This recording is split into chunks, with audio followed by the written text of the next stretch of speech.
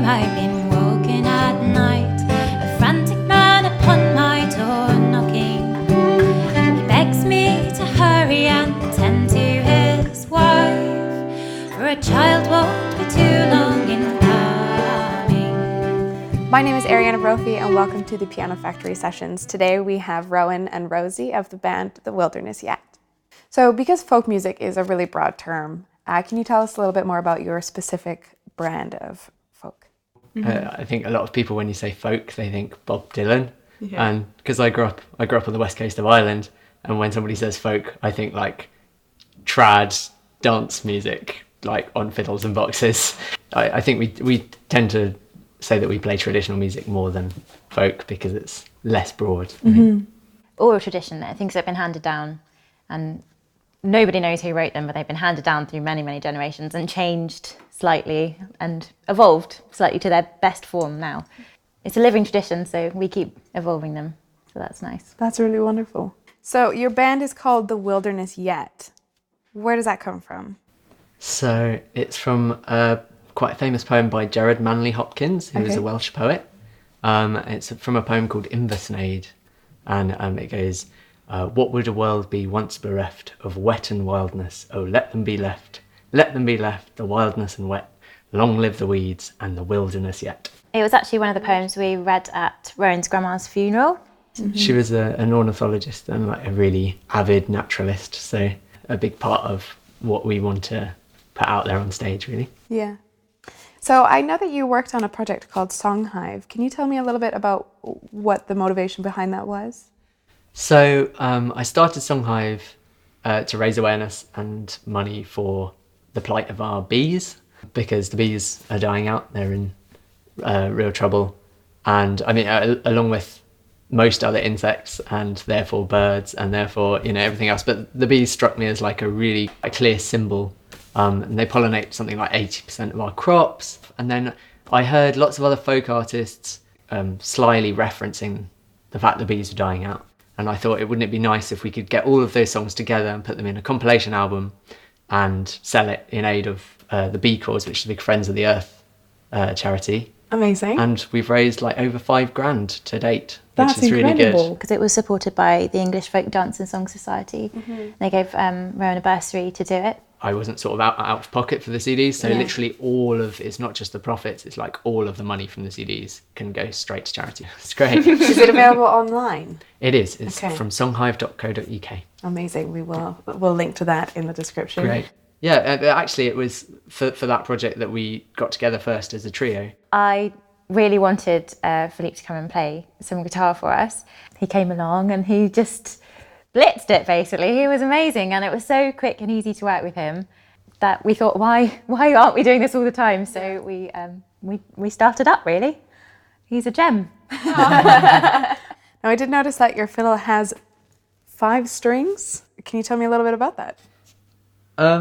They're getting more popular, but when I got this, I had this made by a guy up in Durham, and yeah, it's essentially a violin and a viola. So the top 4 strings would be a violin, and the bottom 4 would be a viola. Mm-hmm. So it just gives you that extra kind of bass, which is really nice when you're accompanying singers, especially female singers, because you have those lovely low notes, and then I can jump up and play a tune, like a fiddle tune. Without having to change instruments. Yeah. Versatile. Brilliant. And Filipe, he plays guitar and the flute. Flutes and whistles, yeah. Okay. Pretty much anything you throw at him, Yeah. Filipe will play it. Incredible. I can't wait to... He has just started playing uilleann pipes, like the hardest bagpipe, I think, in the world to play, the Irish pipes in a big show. So we'll know more about that soon. In your opinion, what relevance does folk and traditional music have today? Sometimes people can't understand that people haven't changed very much. And we're still talking about the same things that people talked about 200 years ago. I do find it easier as well to tackle difficult subjects as if they're historical subjects. It sort of removes people a little bit from feeling blamed or that it's too upsetting. So you tend to write a lot of songs about these women throughout history. Can you tell us a little bit about that? The traditional songs we sing I tend to pick the ones where the ladies get the upper hand in the end, and they're, outwit everybody, and which are few and far between. Yeah. But the ones that are written are written about amazing women, so they're really great and really exciting. And in my own writing, I feel I want to tell the story behind some of the stories that are in traditional songs. So I wrote a song called Rise Aurora, which is the name of my debut album, and it's about a fisherman's wife and the pain of having to resign yourself to waiting to see if the person you love will come home, and the society to not let you be part of what sustains your community. I wrote a song about Tristan and Isolde, from Isolde's point of view, and the cruelty of being married off to a man that you don't particularly love. I think people forget that just because it doesn't happen in this country that women are married off doesn't mean it doesn't happen elsewhere. And there's a song on my first album called Hush, and that's about a father basically selling his daughter. And it's set sort of in the 1500s, but for a lot of women it's still an issue, and something that some people really don't want to talk about. So it is easier to talk about it as a historical thing. Now, you're going to be playing a song for us today. Do you want to tell us a little bit about the song and introduce it? It's a song I wrote, and it's about midwives, funnily enough. Old school midwives, like quite a long time ago midwives. But about somebody who helps people even when those people ostracize them, just because that's the type of person they are. All right. And we recorded it on Rosie's debut album, Rise Aurora. So if you want to find it recorded, it's there. But not quite as the way we're going to do it today. No. This is a new arrangement. Well, we look forward to having it. So this is Women of the Woods by The Wilderness Yet.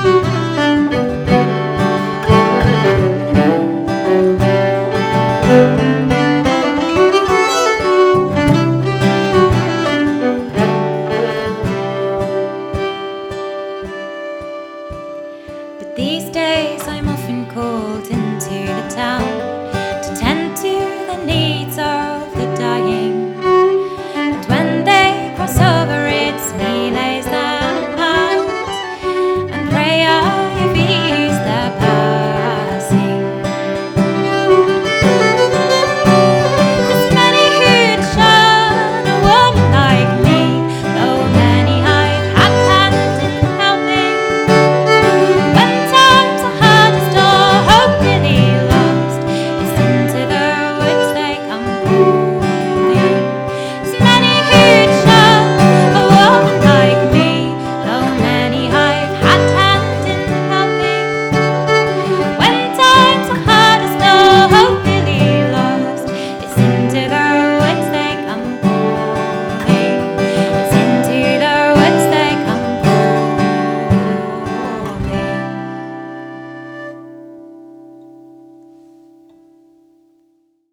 That was The Wilderness Yet with their song The Woman of the Woods. Thank you so much for coming in Thanks for and singing having for us. us. Oh, it was magical. If you liked what you heard and what you saw, please follow them on their socials. They are The Wilderness Yet on Facebook and Twitter, and thewildernessyet.com. Thank you so much for watching today. This was the Piano Factory Sessions with The Wilderness Yet. Please like, subscribe, follow, and share. Everything that you do helps us bring a little bit more music back to you. I feel rude that we're not asking you questions. I'm so okay with it. Yeah. Yeah.